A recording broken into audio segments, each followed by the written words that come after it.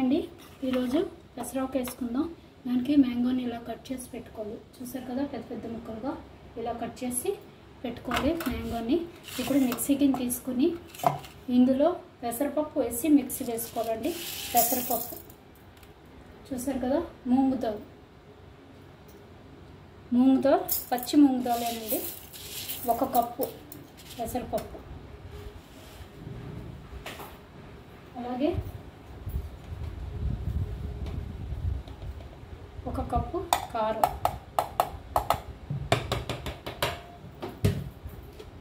చూసారు కదా, 1 గరిటెడు కారం వేసాను. అలాగే 1 గరిటెడు పెసరపప్పు, అలాగే 1 గరిటెడు హాఫ్ గరిటెడు సాల్ట్ వేసుకోవాలి. వేసి ఇప్పుడు దీన్ని మిక్సీ వేసేసుకోవాలి. చూసారు కదా, ఇలాగా మెత్తగా పౌడర్ లాగా చేసుకోవాలి. ఎంత మెత్తగా అయిందో చూసారు కదా. ఇది 1 కప్పు పెసరపప్పు, 1 కప్పు కారం, 1/3 కప్పు సాల్ట్ వేసి మిక్సీ వేసుకోవాలండి. ఇప్పుడు ఇది మనం ఇందులో వేసి కలుపుకోవాలి.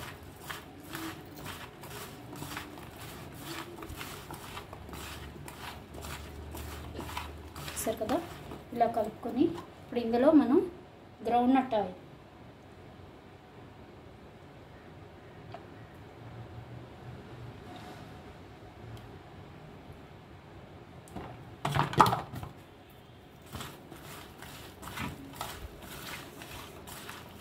చూసారు కదా, ఇలాగ ఇది కూడా వేసేసుకోవచ్చు.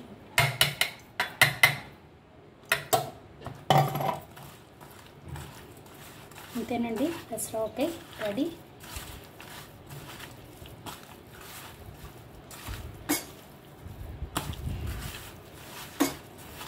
రేపటికి బాగా ఓట వస్తుంది. చూసారు కదా, ఫుల్ పెసరపప్పు రెడీ అయింది. దీన్ని ఇలాగా ఒక డబ్బాలోకి తీసేసి పెట్టుకుంటే రేపటికి మంచి ఓట వస్తుంది.